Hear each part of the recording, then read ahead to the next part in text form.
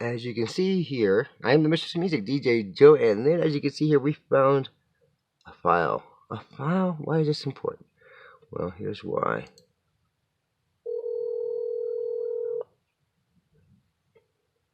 The Colorado Department of Labor and Employment. Who do I have on the line? You have Miss Joanne Lynn Benjamin. Okay, great. Alright, the reason why this is important, because I want you guys to hear something.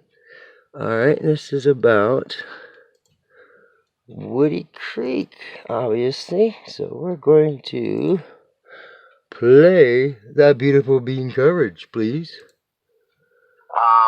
She agreed to let JoJo stay in the community center's basement after Patty had put a restraining order on her for calling the sheriff 3 or 4 times for panic attacks that Joanne had. So Patty could no longer have that attention with the housing authority to her trailer when she was having Miss Benjamin stay with her. So she was no longer allowed to stay with Patty as of, I believe it was October of 2015, which meant Tracy, her boss at the community center, let her stay at the community center. One particular night, Miss Benjamin decided not to go upstairs and use the restroom and decided to urinate in the windowsill of the basement, thinking that it would just be going outside, which is, 10 feet from their food prep area. Tracy immediately, I guess, fired Joanne, and so Joanne had nowhere to stay and had no job with the community center anymore. At the same time, I received keys to my new venue, which was an old Chinese restaurant that I had to get a gang of people to renovate it in 4 weeks, 4 days to open on December 15th as Turks.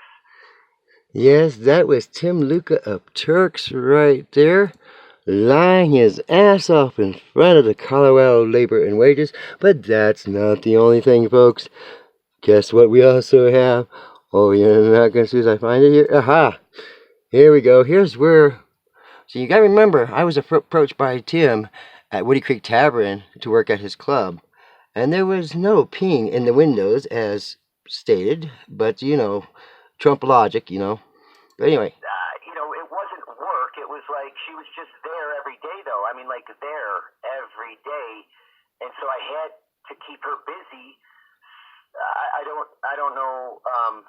It wasn't like I needed her there. At no point would I have ever hired her or need her to do any. And the audio is definitely not. The bands would show up, and she would naturally hang around the stage area when the band was loading in, and honestly, it was a little uncomfortable. So I said, hey, why don't you, show them the soundboard. I didn't know what to do. I had a person who was in my place 24 hours a day, and instead of them just standing there staring at the people loading in, I had her help them. By no means did the band need help. I was giving her a sense of purpose and something to do, which was a win-win situation in my eyes. I never wanted to hire her to do any sound. Yep, that's how it goes, folks. And as you can see, this all goes on. And oh, by the way, right after this was aired, after this was done, I ended up calling the Pitkin County Police Department about the so-called restraining order. These files contain the information that, guess what, there is no restraining order, and that, of course, the lie that Tim told the court is just that, a lie. Thank you, everybody. I'll see you soon. We'll finish this podcast up and get it out here on iHeartRadio, Wkjce Radio, and, of course, the other affiliates. I'm the Mistress of Music, DJ Joanne Lynn.